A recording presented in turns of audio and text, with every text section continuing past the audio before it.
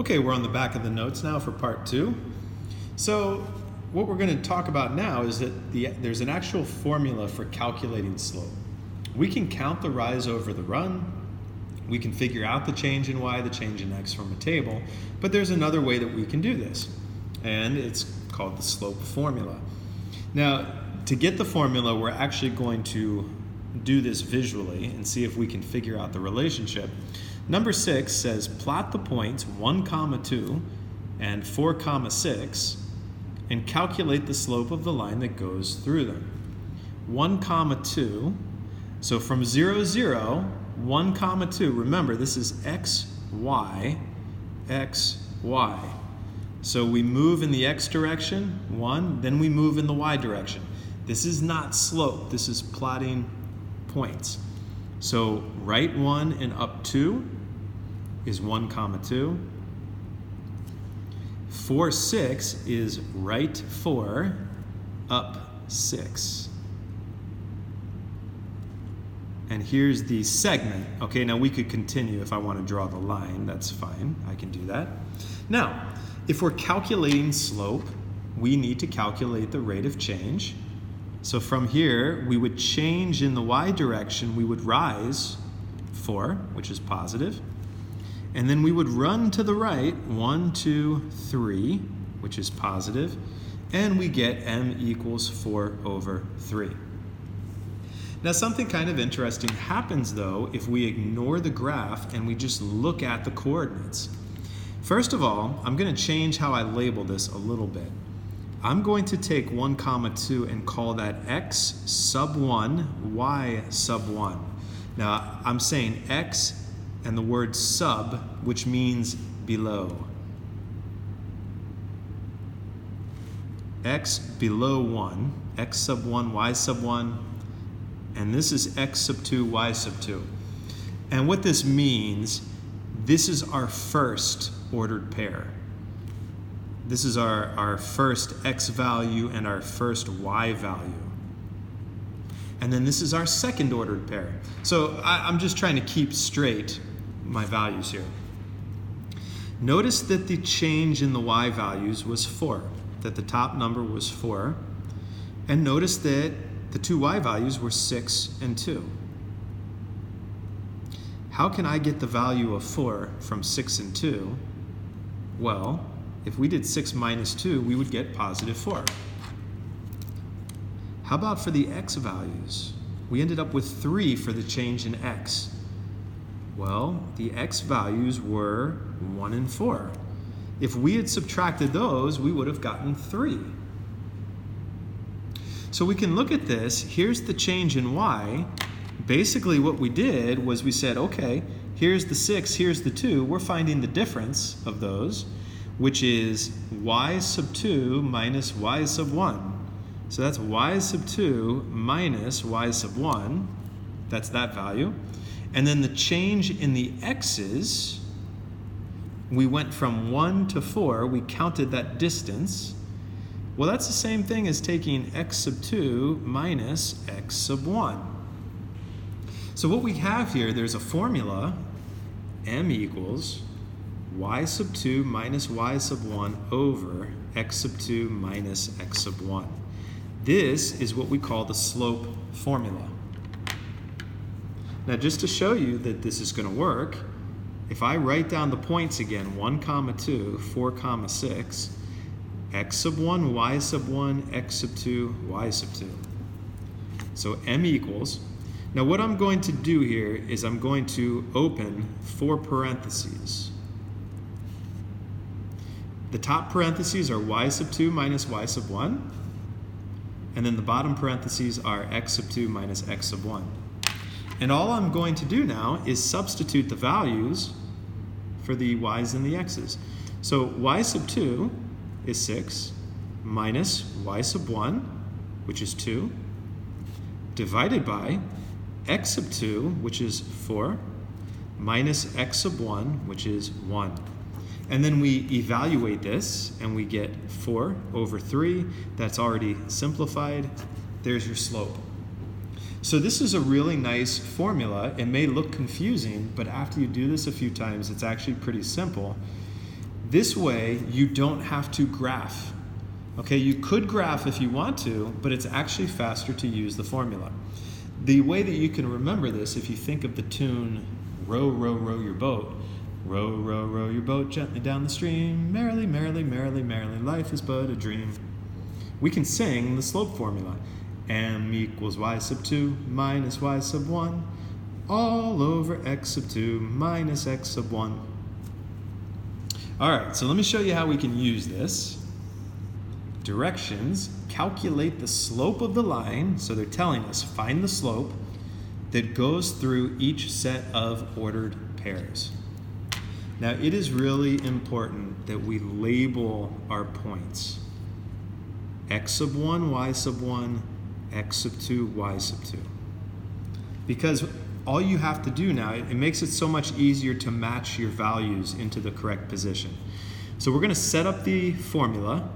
M equals y sub 2 minus y sub 1 all over x sub 2 minus x sub 1.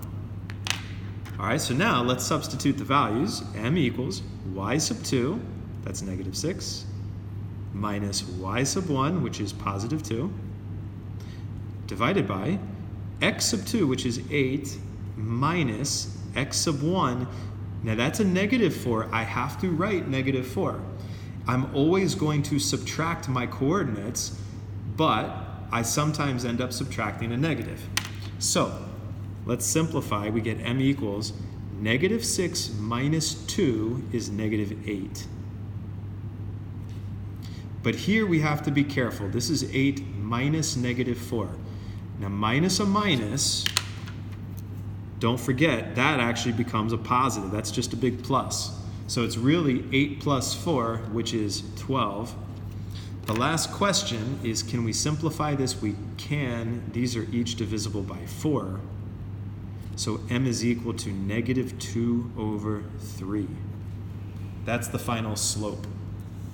Okay, number 8. X sub 1, y sub 1, x sub 2, y sub 2. I'm going to set up my parentheses. The reason I do this is it just makes it more clear to me, especially when I'm dealing with negative values, and when I might be subtracting a negative. So, m equals y sub 2 minus y sub 1 all over x sub 2 minus x sub 1. Okay, so we get m equals 8 minus 5 is 3. Negative 2 minus 0 is negative 2. Now technically this is not wrong, but when I have a negative, I will either write the negative out front of the fraction or I'll put it in the top, in the numerator. We don't usually leave the negative in the denominator. Okay? So just so you're used to that, you'll see this in books quite a bit. They won't put the negative in the denominator, so this is what we're going to do. Okay, number 9. X sub 1, y sub 1, x sub 2, y sub 2. All right, I'm subtracting my values. The y's are on top because it's the rate of change. It's the change in the y divided by the change in the x. M equals y sub 2 minus y sub 1 all over x sub 2 minus x sub 1. Okay, now you notice, again, that's subtracting a negative, which is going to make both of those pluses. Okay, now whether you want to make that one big plus, I've seen people do it that way, or if you just want to say plus plus, that's fine. So what we get is negative 3. That's really plus 3 divided by, that would be negative 6. Negative 3 plus 3 is 0. And 0 divided by anything is 0. And again, I encourage you to take a calculator. If you ever get confused about when is it 0, when is it undefined, just type it in and it'll tell you. All right, last one here, number 10. Find the value of r so the line that passes through each pair of points has the given slope. So let's see, negative 2, 8, x sub 1, y sub 1. Oh, this is interesting. My second x coordinate is unknown. They say it's the variable r. here's y sub 2, that's the 4. They give us the m. They give us the slope. So we're actually going to work backwards. Normally, they give us both ordered pairs and they say find the slope. Now they're giving us the slope and we need to find the ordered pair. Now here's the thing.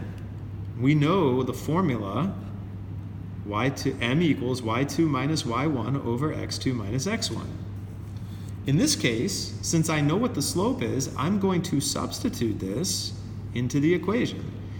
I'll write it as negative 1 over 2 equals y sub 2 minus y sub 1. I'll put my parentheses here. So 4 minus 8 over x sub 2, that's r, minus x sub 1. So what we're doing here is we're actually making an equation. So let's simplify. We get negative 1 over 2 equals 4 minus 8 is negative 4. Remember, minus a minus makes both of them plus. So that's really r plus 2. Okay, and now we need to solve this equation.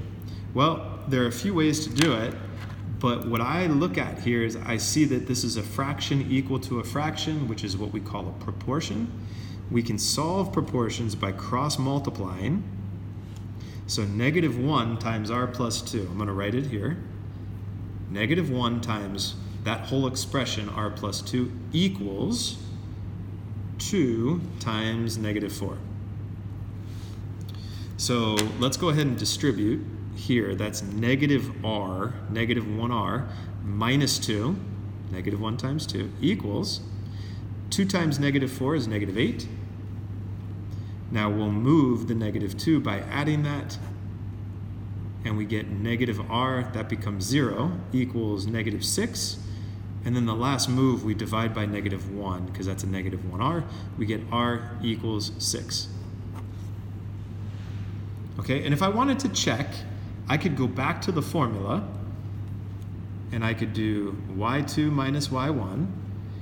x2 was 6 minus the x1, and that's negative 4 over 6 plus 2 is 8, which equals negative 1/2. Whoops, sorry, negative 1/2, which is, hey, that's the slope. Okay, so everything works. So the r value is 6. And that is the end of the notes.